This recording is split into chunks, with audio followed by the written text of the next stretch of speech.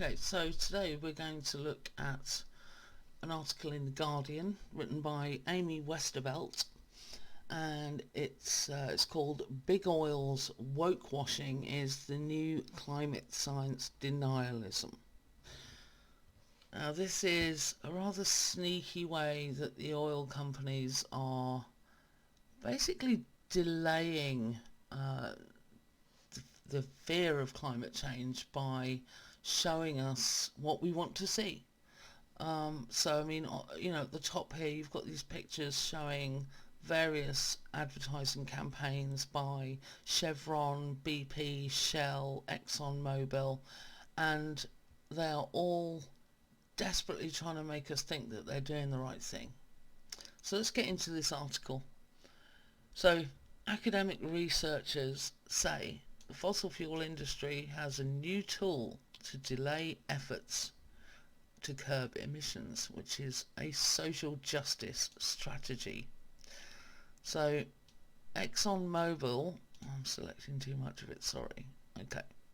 ExxonMobil has been touting its commitment to reducing carbon emissions with innovative energy solutions. Chevron would like to remind you that it is keeping the lights on in these dark times. BP is going #net zero, but is also very proud of the digital innovations on its new enormous oil drilling rig in the Gulf of Mexico. Meanwhile, Shell insists it really supports women in traditionally male-dominated jobs. That all sounds rather nice, doesn't it? Makes it sound all nice and rosy. So, as the article says here, a casual social media user might get the impression that the fossil fuel industry views itself as a social justice warrior, fighting on behalf of the poor, the marginalised and women, at least based on its marketing material in recent years. Now, these campaigns fall into what a handful of sociologists and economists call discourses of delay. So it's a delaying tactic. So while oil and gas companies have a long track record of denying climate change, even after their own scientists repeatedly warned of the harm caused by burning fossil fuels, now the industry's messaging is far more subtle and in many ways far more effective than outright climate science denial. So, it is because they're making it sound like they're doing something. They are making it sound like they're doing everything they can when really they're just trying to delay people like me and other climate warriors, if you want to call them that. I don't like that phrase actually, but anyway, other people that are trying to nag companies and governments to sort this shit out. So we'll go back to the article, by downplaying the urgency of the climate crisis, the industry has new tools to delay efforts to curb fossil fuel emissions. And worse yet, even industry critics haven't fully caught up to this new approach. So continuing on, if you focus on climate denial, then all this other stuff gets missed, explained Robert Buell, an environmental sociologist and visiting professor at Brown University. Buell, I don't know if I'm pronouncing that correctly, who published a peer-reviewed study in 2019 that analysed major oil corporations' advertising spending over a 30-year period, said the lion's share of the ad dollars were directed not toward denial or even towards the industry's products, but towards pro-fossil fuel propaganda. Campaigns that remind people over and over again about the great things that oil companies do, how dependent we are on fossil fuels, and how integral the industry is to society. And he says here, they're spending probably 5 or 10 times more on all this corporate promotion advertising. And he adds that the climate movement seems to only focus on climate science denial. And that's very true. That's what I usually look at. This this, I hadn't even noticed this. That's how subtle it is. Um, so again, we've got a couple of screenshots here, uh, you know, talking about improving frameworks and, carbon capture. Carbon capture is actually a really, really slow process. It takes a long time to pick it up out of the atmosphere. It's not going to be the thing that saves us. It's going to be a combination of things. What we need is a combination of different tactics to help reduce everybody's emissions in a way that suits their environment, because every country is different, everyone has different challenges in this. So, continuing to the article, oil companies stopped pushing overt climate denial more than a decade ago, and while conspiracy theories claiming climate change is a hoax may surface occasionally, they're no longer an effective strategy, the article says. So instead, the fossil fuel industry, utilities and the various trade groups, politicians and think tanks that carry water for both have pivoted to messages that acknowledge the problem but downplay its severity and the urgency for solutions. Instead, the companies are overstating the industry's progress towards addressing climate change. For example, I can give you a good example here. British Petroleum, BP, all of their garages now have an electric charging point. In actual fact, they have their own system called Chargemaster, and it's all over the place in the UK. And it's just to score brownie points with the public, because most of those chargers are the slowest or the next level up, and there's several different speeds of charger, and they have the two lowest usually. So potentially anything up to 10 hours to charge your car at a petrol station. Incoming So, subspace signal.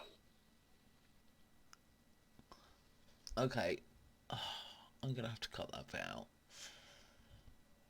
So, continuing on, in a paper published in the Global Sustainability Journal last July, economist William Lamb and nearly a dozen co-authors catalogued the most common messaging from those who would prefer to see inaction on climate for as long as possible. According to Lamb's team, the industry's discourses of delay fall into four different buckets. So you've got redirect responsibility, so that's, in other words, blaming the consumers for fossil fuel emissions. Pushing non-transformative solutions, so in other words, disruptive change isn't necessary. They emphasize the downside of action, so change will be really disruptive.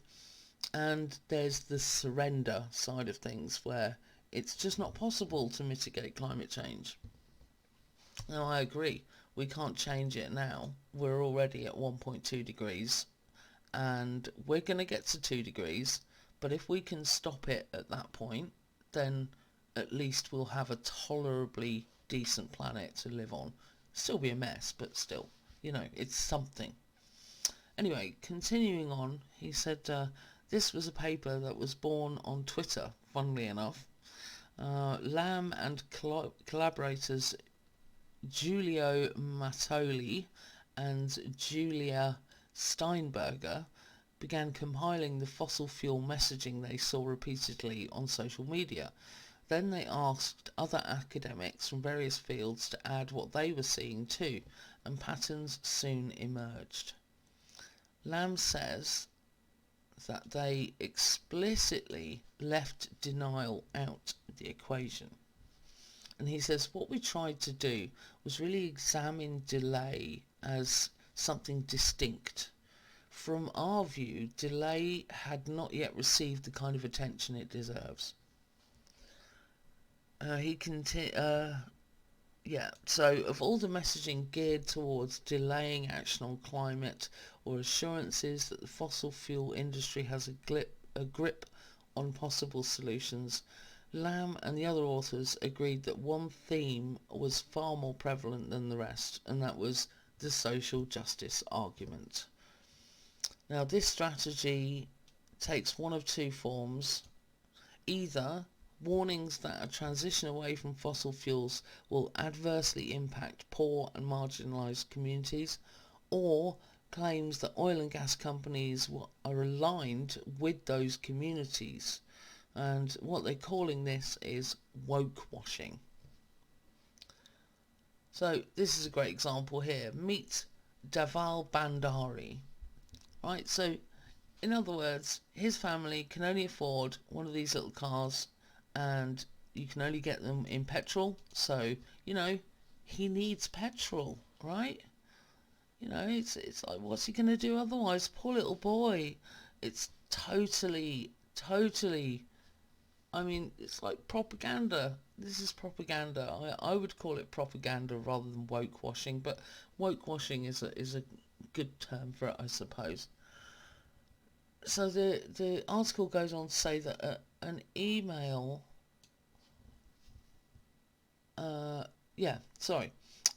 Chevron's PR firm CRC advisor sent to journalists last year is a perfect example. It urged journalists to look at how green groups were claiming solidarity with Black Lives Matter while backing policies which would hurt minority communities. Chevron later denied that it had anything to do with that email, although it regularly hires CRC, and the bottom of the email in question read, "If you would rather not receive future communications from Chevron, let us know by clicking here." So, we didn't write that email, but hang on, yeah, we did. So another common industry talking point argues that a transition away from fossil fuels will be unavoidably bad for impoverished communities. The argument is based on the assumption that these communities value fossil fuel energy more than concerns about all of its attendant problems like air and water pollution as well as climate change, and that there is no way to provide poor communities or countries with affordable renewable energy. Now, this simply is not true. If you watch An Inconvenient Truth and then watch the second part of that, which is another video with Al Gore, and he's actually working with countries to help them get the assistance that they need, like, I don't know, solar panels at cost price, or wind turbines at cost price. There's all sorts of stuff like that going on in the background. But also, if you are in a poor country, it's very likely that you don't actually have electricity in your house.